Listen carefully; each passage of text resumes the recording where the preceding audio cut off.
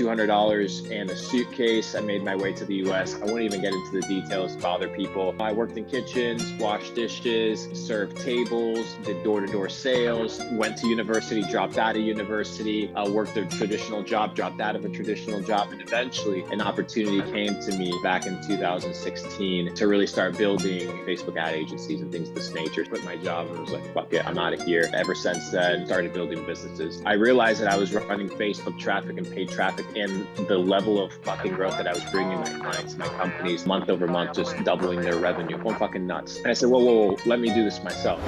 A really great guest today. I'm happy to announce Luke Belmar. Thanks a lot again for just taking the time to do this. Brother, thanks for having me. It's a pleasure.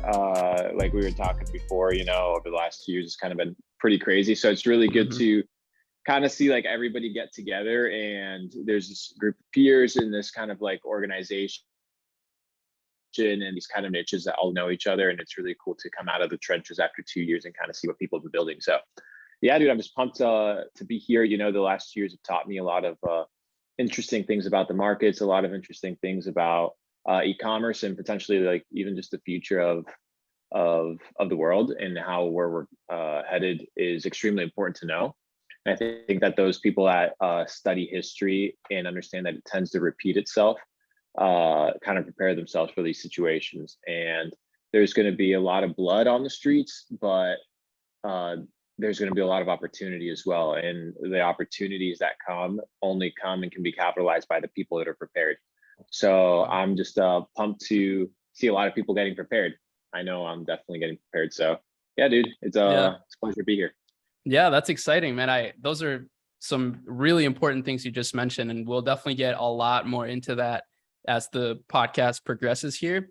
I just want to get started with some pretty basic stuff, just so that the people watching this know. I'm sure a lot of them know who you are. I mean, when I posted about this, people were like so hyped. But just to give people some context, from Instagram, we know that you're an investor, you're an e-commerce entrepreneur. Can you tell us a little bit about, your start? Which came first? Yeah, so a little bit about me, just so you guys kind of understand and get some background.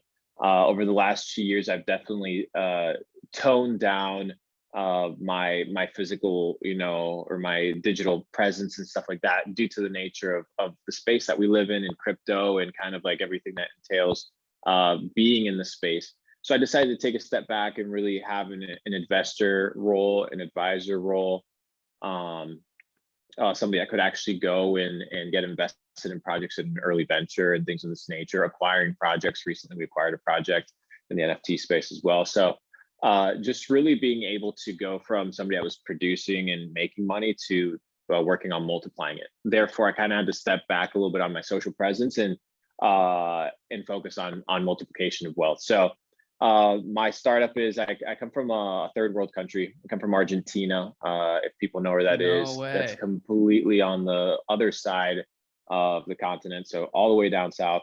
I'm from Chile. Came to the US. Oh, you're from Chile? Okay, perfect. So we'll have great conversations over some mate or something sometime soon.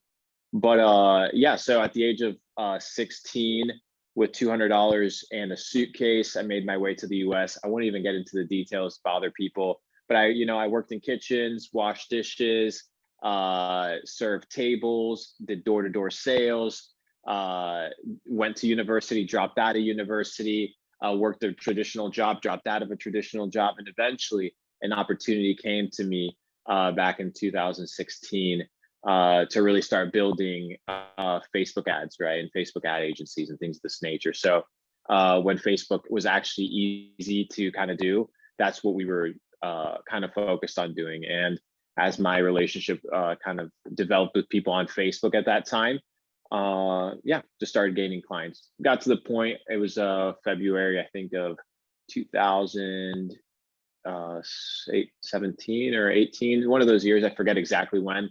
I quit my job and was like, fuck it, I'm out of here.